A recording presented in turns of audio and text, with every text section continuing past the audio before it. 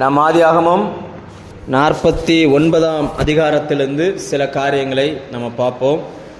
யாக்கோபு கடைசி நாட்களில் நடைபெறப் போகிற தன்னுடைய அறிவுக்கு எட்டின சில காரியங்களை சொல்கிறார். நிறைய காரியங்கள் தீர்க்க தரிசனமான காரியங்கள். யாக்கோபு இதை என்ன நினைச்சு சொன்னார்னு தெரியல. யாக்கோபின் மூலமாய் கர்த்தர் பேசின வார்த்தைகள் இது எல்லாமே. அதில் நிறைய காரியங்கள் இருக்குது. நமக்கு தேவையானது சிலவற்றை மட்டும் நம்ம கண்டுபிடிப்போம். ஃபஸ்ட்டு அந்த ரூபன் முதல் மகன், அந்த மகனை குறித்து சொல்லுகிறார். ரூபன் நீ என்னுடைய சேஷ்ட புத்திரன். யாராம, அதாவது எல்லாருக்கும் 1 மடங்குனா சேஷ்ட புத்திரனுக்கு 2 மடங்கு. அப்படி 2 மடங்கு ஆசீர்வாதத்துக்கு உரியவனாய் பிறந்தவன். ஆனாலும் சொல்லுகிறார், நீ மேன்மை அடைய மாட்டாய் அப்படின்னு சொல்லி. நீ உன்னுடைய பிறப்பு 2 மடங்கு ஆசீர்வாதத்துக்கான பிறப்பு. ஆனால் உன்னுடைய செயல்பாடுகள், உன் கையில் இருக்கக்கூடிய செயல்பாடுகள், நீ பண்ணின தவறான சில கிரியையினால அந்த ஆசீர்வாதத்தை நீ இழந்து போனாய் அப்படின்னு நம்ம பின்னாடி படிக்கிறோம். இதுக்கு முன்னாடி படிச்சிருப்போம். ரூபனுடைய அந்த சூழ்நிலை எப்படிப்பட்டதுன்னா, அது என்ன சொல்லுவாங்க, பாலியல் இச்சைகளுக்கு உட்பட்டவன், தவறான உறவுகளோடு தொடர்புடையவன். நம்ம பார்க்குறோம், வயல்வெளியில் எல்லாரும் கோதுமை அறுத்துக்கிட்டு இருப்பாங்க, இவன் போய் தூதாயின் கனி எடுத்துக்கிட்டு இருப்பான். அந்த கனி சரீரத்தில் இச்சைகளை தூண்டுகிற ஒரு கனி. அது அவன் கையில் இருந்ததுனால, அந்த இச்சை அவனுடைய சரீரத்தில் இருந்ததுனால அந்த மேன்மையை அடையாமல் போனான். அவர் சொல்லுகிறார், நீ சேஷ்ட புத்திரப்பா. எப்படி சொல்கிறார் அப்படின்னா, என் சேஷ்ட புத்திரன், என் முதற் பலனுமானவன், சத்துவமானவன், மேன்மையில் பிரதானம், வல்லமை. 5 சாரியத்தை சொல்கிறார். சேஷ்ட புத்திர, என்னுடைய சத்துவம், முதற் பலன், மேன்மையில் பிரதானம், வல்லமையில் விசேஷம். இந்த 5 விதமான ஆசீர்வாதத்தையும் ஒரே ஒரு பாவத்தில் இழந்துடுறான். ஏன்னா அவன் அதை விட்டு வெளியில் வரவே இல்லை.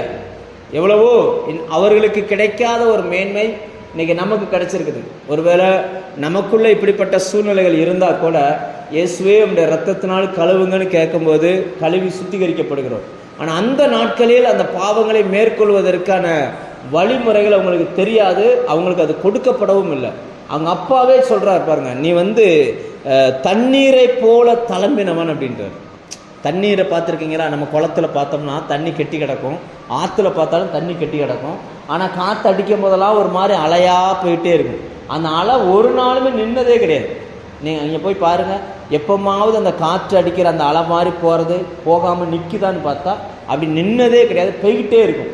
அந்த ஒரு சோதனையில் நீ சிக்கி உன் வாழ்க்கையை இழந்துட்ட அப்படின்னு சொல்லுகிறார். அப்போது என்னென்னா, அப்பா இன்னைக்கு பரலோக தகப்பன் நம்மளை ப்ளஸ் பண்ணணும்னு நினைக்கும் போது, பிறப்பு என்னவோ நல்ல பிறப்பு தான்.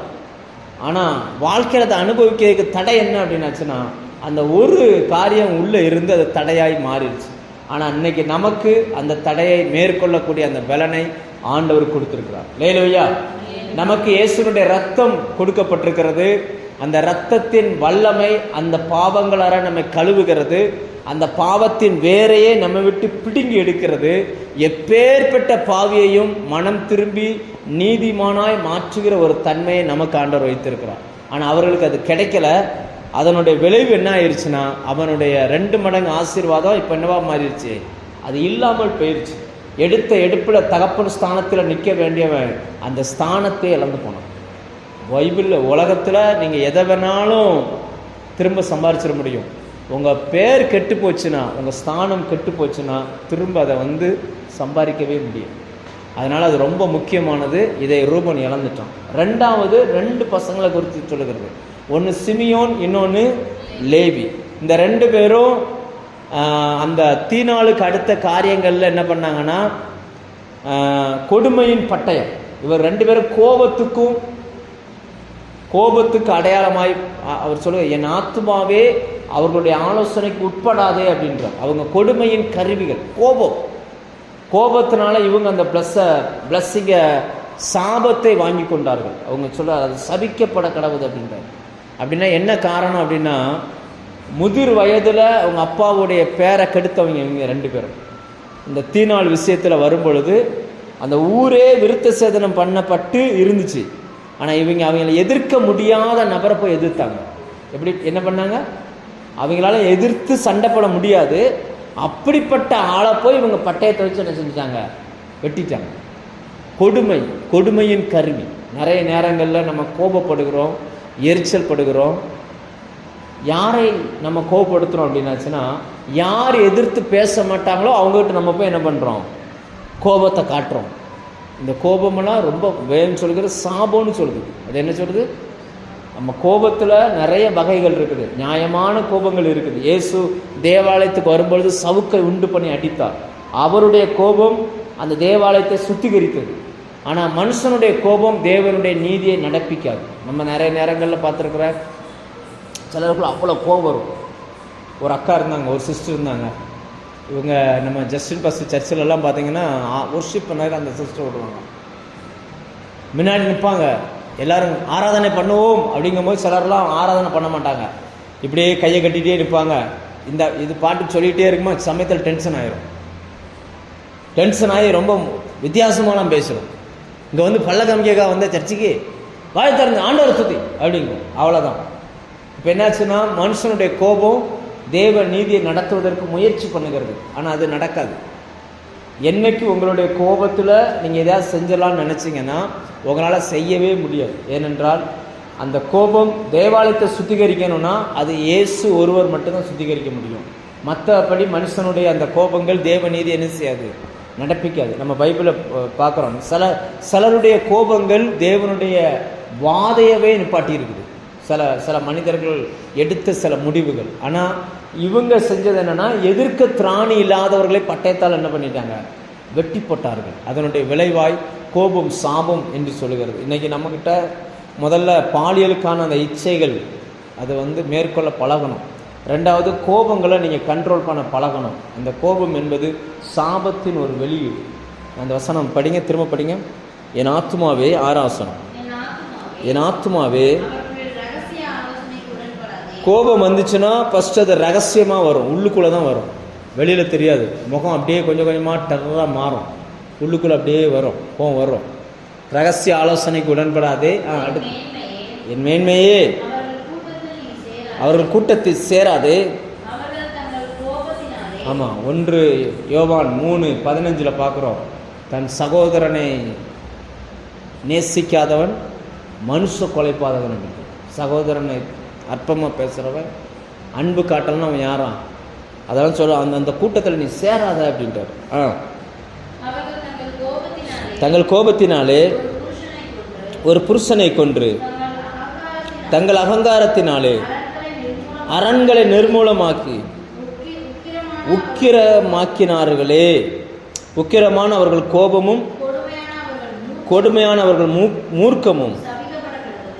ஒரு சாபம். 2 பிள்ளைங்க. முதல்ல மேலே உள்ளவன் ஆசீர்வதிக்கப்படுறதுக்கு பதிலாக தண்ணீரை போல தளம்பினவனே நீ மேன்மடைய மாட்டான்னு விட்டுட்டார். ஆனால் 2வது உள்ள 2 பேருக்கு சபிக்கிறான். நீங்கள் வந்து அந்த சாபம் எங்கே ஆசீர்வாதமாக மாறிச்சு அப்படின்னு பார்த்தீங்கன்னா, அந்த அந்த இவங்க பிரயாணம் நம்ம யாத்திராகமத்தில் வரும்போது அந்த லேவிக்கு அது ஆசீர்வாதமாக மாறும். அது வரைக்கும் அந்த லேவி கோத்திரம் சபிக்கப்பட்ட ஒரு கோத்திரமாக இருந்துச்சு. தகப்பன் என்ன சொல்கிறாரோ அதுதான் என்னது, அந்த லேவி கோத்திரத்தில் வந்த ஒரு வகையான ஜனங்கள் தான் இன்றைக்கி நம்ம பார்க்கக்கூடிய ஐயர்கள். இந்த பூநூல் போடுறாங்கள கூட்டம், இந்த கூட்டங்கள் எல்லாம் அந்த ஜெனரேஷனில் வந்த கூட்டங்கள். அதனால் அவங்க எப்போ பார்த்தாலுமே அவங்க வேலை செய்ய மாட்டாங்க. அவங்க வந்து பார்த்திங்கன்னா எங்கே போனாலுமே ஆளுகை செய்கிற இடத்துல தான் இருப்பாங்க. ஏமாற்றி அந்த வஞ்சிக்கிற தன்மை அவங்ககிட்ட இருக்கும். அதனால தான் இன்னமும் இந்து கோயில்களில் சமஸ்கிருதத்தில் தான் பூஜை பண்ணுவாங்க, அதை தமிழில் பண்ண மாட்டாங்க. தமிழில் அர்ச்சனை பண்ணணும்னு அரசாங்கம் சட்டத்தை கொண்டு வந்தாலும் இவங்க கேட்க மாட்டாங்க. தமிழில் பண்ணியாச்சுன்னா ஜனங்கள் விழிப்பு அடைஞ்சிருவாங்கன்னு சொல்லி அதை பண்ணவே மாட்டாங்க. கடைசி வரைக்கும் ஜனங்களை ஏமாற்றி, இவன் எப்படி அந்த லேவி அவங்கள ஏமாற்றி பட்டயத்தால் வெட்டினானோ அதே போல் இன்றைக்கும் அந்த ஜெனரேஷனில் வந்த நபர்கள் இன்றைக்கும் கிரியைகளை செஞ்சுக்கிட்டு இருக்கிறாங்க. இது நமக்கு அது தேவையில்லை, இருந்தாலும் நீங்கள் தெரிஞ்சுக்கோங்க அவங்களாம் என்ன கேட்டகரியில் வர்றாங்க அப்படின்னு சொல்லி. சரி, அடுத்ததா 4வது ஒருவர் வருகிறார். அவருடைய பெயர் வந்து பார்த்திங்கன்னா யூதா. இது நம்ம ஏற்கனவே சர்ச்சில் நிறைய பார்த்துருக்குறோம். யூதா இயேசுவை அடையாளப்படுத்துகிற ஒரு கோத்திரம். அந்த கோத்திரத்தில் தான் இயேசு கிறிஸ்து வருவார். அதனால் அவரை குறித்து எழுதும் பொழுது யூதா பாலசிங்கம். யூதா யார்? அவருடைய ஆளுகை இதெல்லாம் வரும். நியாயப்பிரமாணம், அவர் ஆளுகை செய்கிறார், இது எல்லாமே வரிசையாக வரும். அவருடைய வஸ்திரம் எப்படி இருக்கும், கண் எப்படி இருக்கும், அவர் என்னெல்லாம் பண்ணுவார் என்பதை குறித்து இதில் வரும். இயேசு அதே போல் அந்த யூதா கோத்திரத்தில் வந்தார்.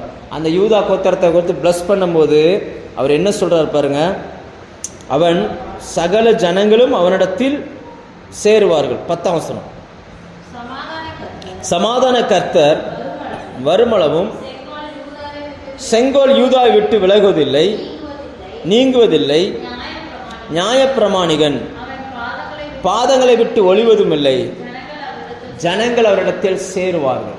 எல்லா ஜனங்களும், அதாவது சமாதான கர்த்தர்னா ஆண்டவராக இயேசு கிறிஸ்து 1000 வருஷம் இந்த பூமியில் வந்து அரசாளுகிற வரைக்கும் எல்லா ஜனங்களும் அவரிடத்தில் சேருவார். எவ்வளோ பெரிய ஒரு சிலுவையை சொல்லுகிறார், திருச்சபையை சொல்லுகிறார், எல்லாமே அது ஒரு அந்த காலத்திலே சொல்கிறார். பார்த்து தரிசனத்தில் பார்த்து ஒன்று ஒன்றா சொல்லி ப்ளஸ் பண்ணுறாரு. உன் வம்சம் இப்படி இருக்கும், உன் வம்சம் இப்படி இருக்கும், உன் வம்சம் இப்படி இருக்கும். இந்த தகப்பன்மார் தாய்மார் சொல்லுகிற ஆசீர்வாதங்கள் அப்படியே பழிக்கும். அதனால தான் நம்ம ஊர்லலாம் சொல்லுவாங்க, வயசான காலத்தில் வாயில் விழாதீங்கப்பா அப்படின்னு சொல்லுவாங்க. இப்போ கேட்டிருந்தீங்களா, வயசான காலத்தில் அவங்க வாயில் விழாதீங்கன்னு சொல்லி. ஏன்னா முதிர் வயதில் அவங்க அனுபவத்தில் சில காரியங்களை பார்த்து சொல்கிறாங்க அப்படின்னாச்சுன்னா அது கரெக்டாக பழிச்சிடும்.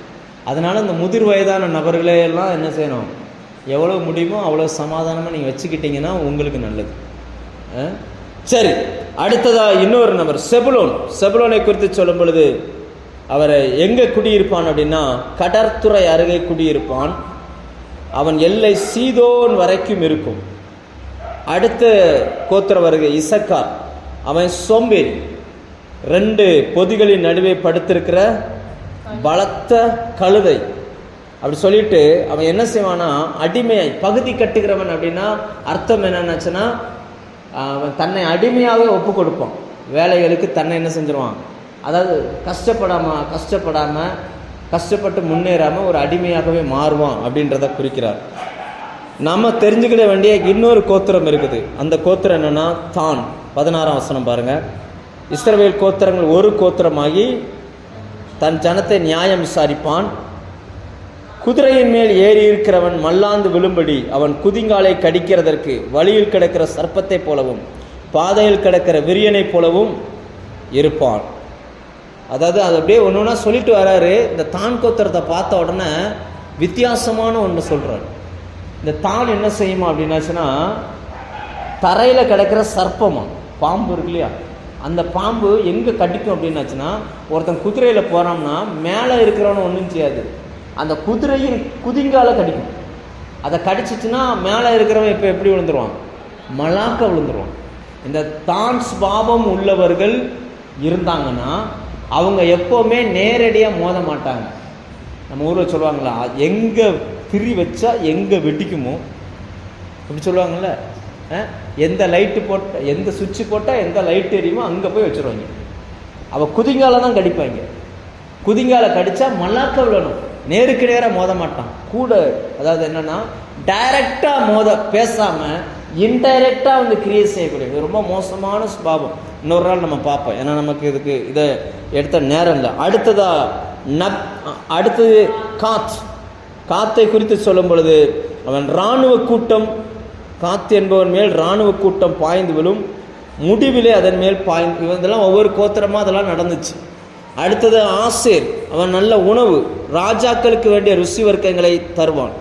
அடுத்து நப்தலியை குறித்து சொல்லும் பொழுது நப்தலி விடுதலை பெற்ற பெண்மான், இன்பமான வசனங்களை வசனிப்பான். அப்படியே வந்துட்டு யோசேப்புக்கு வருகிறது. யோசேப்பை குறித்து சொல்லுகிறது, யோசேப்பு கனிதரும் திராட்சை கொடி கனிதரும் திராட்சை செடி. யார் அந்த கனிதரும் திராட்சை செடி? யோவான் 15:1 சொல்லுகிறது, இயேசு சொல்கிறார், நானே மெய்யான திராட்சை செடி. அப்போ யோசேப்பை அங்கே இயேசுவுக்கு கம்பேர் பண்ணுகிறார். மெய்யான அந்த திராட்சை செடி அது எப்படி இருக்குமா, அந்த செடி நீரூற்றண்டையில் உள்ள கனிதரும் செடி, அதன் கொடிகள் சுவரின் மேல் படரும். அதாவது ஒரு எல்லைகளுக்குள் இருக்கக்கூடியது. அப்போ சொல்கிறாரு, இந்த செடி வரும், நீரூற்றண்டையில் இருக்கும், ஒரு எல்லைகளுக்குள்ளே தான் அது இருக்கும் அப்படின்னு சொல்கிறார். அப்படி ஒன்று ஒன்றா சொல்லிகிட்டே வரும்பொழுது முக்கியமான ஒரு ஆசீர்வாதத்தை சொல்கிறார். 25ஆம் வசனத்தில் 24 வாசிங்க. ஆனாலும் அவனுடைய வில் உறுதியாய் நின்றது. அவன் புயங்கள் யாக்கோபுடைய வல்லவரின் புயங்களால் கரங்களால் பலத்தன. இதனால் அந்த யோசேப்பு மெய்ப்பனும் இஸ்ரவேலின் கண்மலையுமானார். ஆண்டவராக இயேசு கிறிஸ்து இன்னைக்கு நமக்கு மெய்ப்பன், நம்முடைய கண்மலை, நாம் வந்தடையத்தக்க கண்மலையாக இருக்கிறார், நம்முடைய மெய்ப்பனாக இருக்கிறார். அவர் எப்படி அப்படி மாறுகிறார்னா 25ஆம் வசனம் சொல்லுகிறது, உன் தகப்பனுடைய தேவனாலே அப்படி ஆயிற்று, அவர் உனக்கு துணையா இருப்பார், சர்வ வல்லவராலே அப்படி ஆயிற்று, அவர் உயர வானத்திலிருந்து உண்டாகும் ஆசீர்வாதத்தினாலும் கீழே பூமியின் கீழே ஆழத்தில் உண்டாகும் ஆசீர்வாதத்தினாலும் ஸ்தனங்களுக்கும் கற்பங்களுக்கும் உரிய ஆசீர்வாதங்களாலும் இவரை ஒரு ஆளை மட்டும்தான் இவர் சரியாக ப்ளஸ் பண்ணுறார். கரெக்டாக வானத்திலேருந்து வர்ற ஆசீர்வாதம், பூமியிலேருந்து வர்ற ஆசீர்வாதம், கர்ப்பங்கள், ஸ்தனங்களுக்கு அடுத்த ஆசீர்வாதம், குழந்தை பாக்கியம், எல்லாமே ப்ளஸ் பண்ணிகிட்டே வர்றார். அடுத்ததாக இன்னொரு பையன் இருக்கிறான். அவனை குறித்து சொல்கிறதுக்கு முன்னாடி இவனை மட்டும் ஏன் இவ்வளவு தூரம் ப்ளஸ் பண்ணுறார் அப்படின்னாச்சுன்னா 26ஆம் வசனம் சொல்லுகிறது, உன் தகப்பனுடைய ஆசீர்வாதங்கள் என் பிதாக்களுடைய ஆசீர்வாதங்களுக்கு மேற்பட்டதாக இருந்து நித்திய பர்வதங்கள் முடிவு மட்டும் எட்டுகிறது. அவைகள் யோசேப்புடைய சிரசின் மேலும் தன் சகோதரர்கள் விசேஷித்தனுடைய உச்சந்தலையின் மேலும் வருவதாக. கடைசியா பெண்ணி மேல் பீறுகிற ஓனாய். அந்த காலத்தில் என்னென்ன பார்த்தாங்களோ அப்படி அப்படியே அவங்க அப்பா என்ன பண்ணிட்டாரு, ப்ளஸ் பண்ணிட்டார். அதே ஆசீர்வாதங்கள் நம்ம அப்படியே தொடர்ச்சியாக படிப்போம். உபாகமம் வந்த உடனே மாறிடும். உபாகமம் வரைக்கும் அப்படியே தொடர்ந்து வந்துக்கிட்டு இருக்கோம். உபாகமம் வந்த பிறகு மாறும். உபாகமத்தில் மோசே இதே போல் 12 பேரும் ப்ளஸ் பண்ணுவார். அப்போ பார்த்தீங்கன்னா நிறைய காரியங்கள் மாறி இருக்கும், ஒரு சில காரியங்கள் மட்டும்தான் அப்படியே இருக்கும்.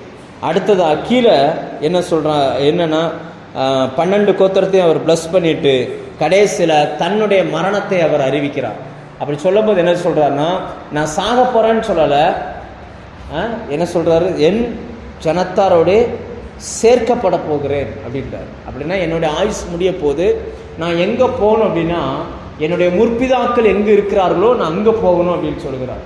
இன்னைக்கு நாம் எங்கே போக வேண்டும் என்றால், நம்முடைய இறுதி காலத்தில் நம்முடைய முற்பிதாக்கள் எப்படி வாழ்ந்தார்கள், அவர்கள் எப்படி இருந்தார்கள், அதாவது நம்ம ஆவிக்குரிய இந்த உலகத்தில் முற்பிதாக்கள் எப்படி இருந்தாங்க, அவங்க எங்கே இருக்கிறார்கள் என்பதை நாம் கண்டுபிடித்து நாம் அங்கே போவதற்கு பிரயாசப்பட வேண்டும். லேலுயா, சும்மா எல்லாரும் வந்தாங்க போனாங்க ஊழியம் செஞ்சாங்க அப்படின்னு இல்லை. கர்த்தருடைய ஊழியக்காரர்கள், நமக்கு சத்தியத்தை சரியாய் போதித்தவர்கள், நம்முடைய முற்பிதாக்கள், அவங்கெல்லாம் எங்கே எப்படி வாழ்ந்தார்கள் நம்ம வேதத்தில் பார்க்குறோம். அதாவது விசுவாசத்தை காத்து கொண்டேன், நல்ல போராட்டத்தை போராடினேன், ஓட்டத்தை முடித்தேன், கடைசி என்ன சொல்கிற, விசுவாசத்தை காத்து கொண்டேன். நான் எங்கே இருக்கணும் அப்படின்னாச்சுன்னா இந்த ஸ்தானத்துக்கு நம்ம வரணும். யாக்கோபு ஒன்றொன்னா சொல்லுகிறார், தன் பிள்ளைகளை ப்ளஸ் பண்ணுகிறார், எல்லாம் சொல்லிட்டு சொல்கிறாரு, என்னை இந்த பூமியில் அடக்கம் பண்ணிடாதீங்க, என்னை இங்கேருந்து எடுத்துகிட்டு போய் சொந்தமாக நம்முடைய முற்பிதா வாங்கின ஒரு கல்லறை இருக்குது, அங்கே கொண்டு போய் என்னை அடக்கம் பண்ணுங்கன்னு சொல்லிட்டு கடைசி என்ன பண்ணாராம், கடைசி வசனம் வாசிங்க, கட்டிலில் யாக்கோபு தன் குமாரருக்கு கட்டளையிட்டு முடித்த பின் கட்டிலின் மேல் மடக்கி, அதை கீழே இருந்த காலை அப்படியே தூக்கி கட்டிலில் படுக்கிறதுல மடக்கி மரித்தான்னு சொல்லலை. என்ன சொல்லுது அப்படின்னா என்ன அர்த்தம்னா, உயிர் இல்லை, இந்த பூமியில் உயிர் விட்டுட்டாரு, ஆனால் அவருடைய உயிர் என்ன செஞ்சிருச்சு, தேவனிடத்தில் போயிடுச்சு, ஜீவித்து போய் தன் ஜனத்தாரோடைய சேர்க்கப்பட்டார். முற்பிதாக்கள் போன அந்த வழியில் இந்த யாக்கோபு போயிருக்கிறார். இந்த யாக்கோபினுடைய வாழ்க்கை நமக்கு ஒரு முக்கியமான ஒரு சில பாடங்களை நமக்கு சொல்லித் தருகிறது. சிலர் மரிக்கும் போது பிள்ளைங்க பக்கத்தில் இருக்க மாட்டாங்க, ஆனால் இந்த யாக்கோபு மரிக்கும் பொழுது 12 பிள்ளைகளும் அவனை சுற்றி நின்றார்கள், ஒவ்வொருத்தரையும் ப்ளஸ் பண்ணார். சிலர்லாம் மரிக்கும் போது நீங்கள் பார்த்தீங்கன்னா பிள்ளைகளே பக்கத்தில் இருக்க மாட்டாங்க, சிலர் எப்படி செத்தாங்கன்னே தெரியாது. எனக்கு தெரிஞ்ச எங்கள் பாட்டியெல்லாம், எங்கள் அம்மா கல்யாணம் பண்ணி போயிட்டாங்க, எங்கள் மாமாலாம் பக்கத்துலேயே இல்லை, அவங்கெல்லாம் எப்போ செத்தாங்கன்னே தெரியாது. யதார்த்தமாக யாரோ பார்க்க போயிருக்கிறாங்க, போன இடத்துல செத்து கிடந்திருக்காங்க, அதுக்கப்புறம் தான் தெரியும் இவங்க செத்துட்டாங்க அப்படின்னு சொல்லி. தனிமையாக யாரும் இல்லாமல் இப்படி மரிக்கிற இந்த மரணங்கள்லாம் ரொம்ப கொடூரமான மரணம். ஆனால் யாக்கோபினுடைய அந்த ஆசீர்வாதத்தை பாருங்கள், 12 பிள்ளைகள் யாக்கோபை சுற்றி நிற்கிறாங்க, ஒவ்வொருவரையும் ப்ளஸ் பண்ணுகிறார். அதுக்கு முன்னாடி தன்னுடைய பேர பிள்ளையை ப்ளஸ் பண்ணுகிறார். எல்லாரும் சொல்லி எல்லாருடைய கண் பார்க்க அவர் தன் காலை எடுத்து கட்டில் மேலே வச்சு அப்படியே சுருண்டு படுத்து தன் ஜீவனை விட்டார். அல்லேலூயா. இந்த மரணம் எவ்வளவு அருமையானது. அதனால தான் வேதத்தில் நம்ம பார்க்குறோம், பரிசுத்தவான்களுடைய மரணம் கர்த்தருடைய பார்வையில் அருமையானது. நிறைய நேரங்களில் சில வீடுகளில் சில குடும்பங்களில் நடக்கிற சம்பவங்கள்லாம் நம்ம பார்க்கும் பொழுது, ஒருத்தரை பற்றியெல்லாம் நான் கேள்விப்பட்டேன். நைட்டு வீட்டில் படுத்தாராம், கதவு திறக்கவே இல்லை, மறுநாளும் திறக்கலை, அடுத்த நாளும் திறக்கலை. என்னடா கதவு 3 நாளாக திறக்கலைன்னு தட்டி பார்த்துருக்காங்க. உடச்சி பார்த்தா செத்து அந்த சரீரம் அழுகி செத்து. எவ்வளவு கொடூரமான மரணங்கள். ஆனால் தேவ பிள்ளைகளுக்கு மரணத்தின் மேலே ஒரு நம்பிக்கை உண்டு. நம்முடைய இறுதி காலம் எப்படி இருக்கணும் அப்படின்னுச்சுன்னா, இப்படிப்பட்ட ஒரு வாழ்க்கை நமக்கு இருக்கணும்னு சொல்லி நம்ம ஜெபம் பண்ணணும். நிறைய பார்த்துருக்கீங்களா, இறந்து போயிடுவாங்க, ஆனால் பிள்ளைங்க வெளிநாட்டில் இருப்பாங்க, வர்ற வரைக்கும் வச்சுக்கிட்டு இருக்கணும். 4 நாள் 5 நாள் 6 நாள் இந்த மாதிரியான எதுவுமே யாக்கோபுக்கு இல்லாதபடி அவர் ஆசீர்வாதமாய் மரித்து போனார். ஜெபம் பண்ணுமா?